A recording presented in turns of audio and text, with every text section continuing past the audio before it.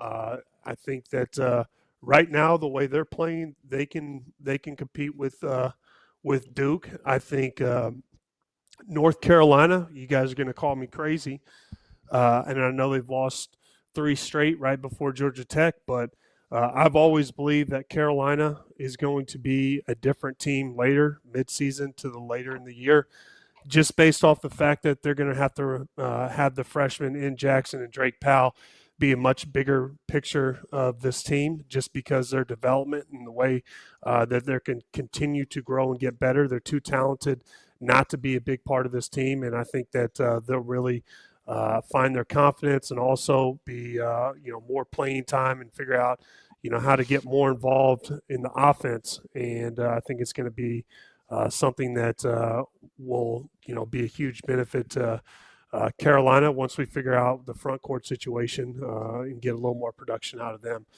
Those 2 teams right now come to my mind that can compete with Kentucky. Louisville's playing tough, or with Duke. Yeah. The answer is Clemson.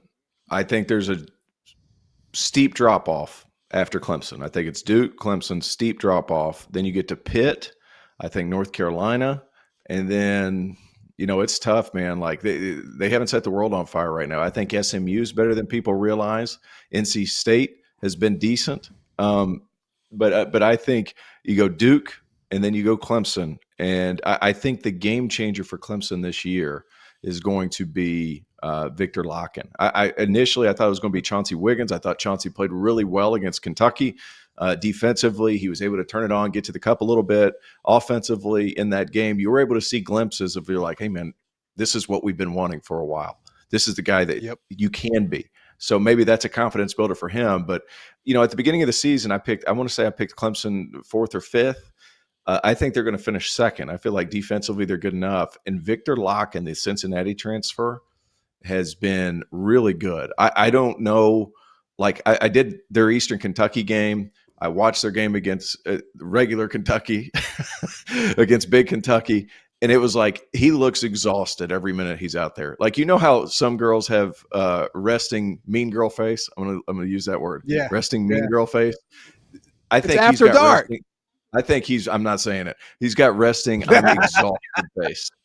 And that's okay. I just always wonder, how tired is this guy really? But if he's able to be a 3rd option or a 4th option on a given night, like Clemson's freaking good, man. Like, it is not a game. Jaden Zachary might be the best guard defender in the conference, and that's including the guys at Duke. Like, they have some real studs on that end of the floor. But North Carolina, I'm just gonna say it, Tyler. I'm sorry, man.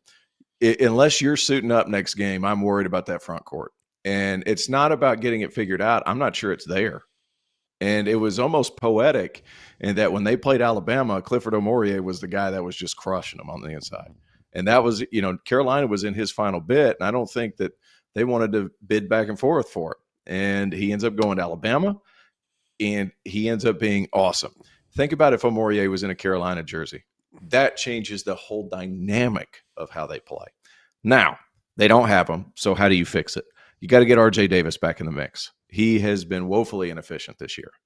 He's taking much harder shots than he ever has in his career at Carolina. How do you find easier looks for him? Because right now I feel like he's settling a little bit too much for tough ones, and his usage rate is out of this world. And I'm a big RJ Davis fan, but there's been times this year where you just kind of scratch your head and you're like, man, is that the one you needed? Because there's enough talent around the perimeter to where you'll be able to find shots offensively. That all being said, you're going to have to start gang rebounding because you're just getting out-muscled right now, and the players just aren't big enough. And Jalen Washington, as talented as he is, he's not the most bruising guy that you can throw out there. So I'm a little bit worried about their front court. I don't know what their ceiling really is with that front court. And to me, it's so weird watching them because Carolina's never had this problem. Never.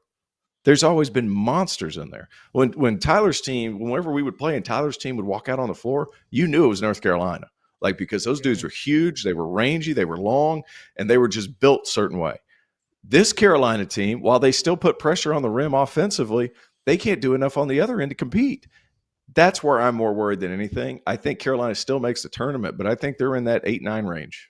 Like you're gonna be in that 8-9 game.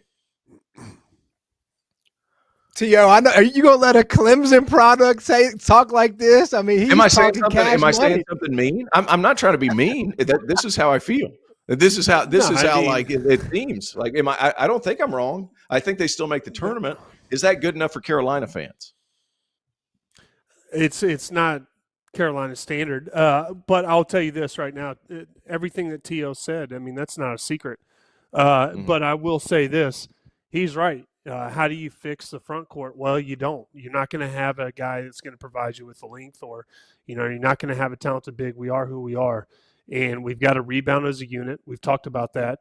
And if you look at some of the games, it's not like we're just getting destroyed on the board statistically. But if you look and you watch the game, we struggle against length. We struggle not only against every shot being contested, but if you look at the guards, you look at Elliot Cadeau, R.J. Davis, Seth Trimble, they're all 6 foot or under. They small. Some of them might be under 6 foot. Yeah, if they're 6 foot or a little bit over, they are small guards that struggle with length right now. But the real thing for me is they've got to find ways to get easier buckets. And I've talked about why it's so important for this team to play with pace and to get up and down, and why they have to play so fast is because whenever you play fast and you really push the ball, it doesn't allow teams to set their defense, and it promotes easy buckets towards the rim, and it promotes easy layups. That way you're not having to finish over length all the time. And whenever you're not getting stops defensively and you're taking the ball out of bounds, it makes you play a little bit slower. And so the real issue is we've got to bring it defensively. We've got to force teams into turning it over. And if you look at Alabama, you look at a lot of their losses, they're a team that will turn the ball over. They turned it over against Oregon. They turned it over against other teams, Rutgers.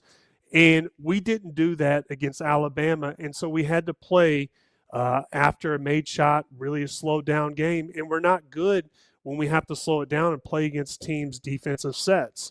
Alabama's a lengthy team. Amorier, we just couldn't get anything easy over their bigs. And their wing players are athletic that pressure the ball, and we really struggle with that. But right now, R.J. Davis, he has to find his rhythm. I think he has to get easier looks. It kind of feels like, a lot of the shots that he's taking are contested, hard, difficult, Kobe-ish shots. And we've got to figure out how we can get easier looks. And I think a big part of that has to do with you got to have guys have better off-the-ball movement instead of just let the guy have one ball penetrate and the guards just kind of stand still on the outside. Then you kick it to him and do the same thing over and over. You've got to have more scoring cuts, and guys have to put more pressure on the other team's defense and really make their defense work so we can get something easy towards the bucket instead of having to shoot contested 3-point shots instead of easy open looks.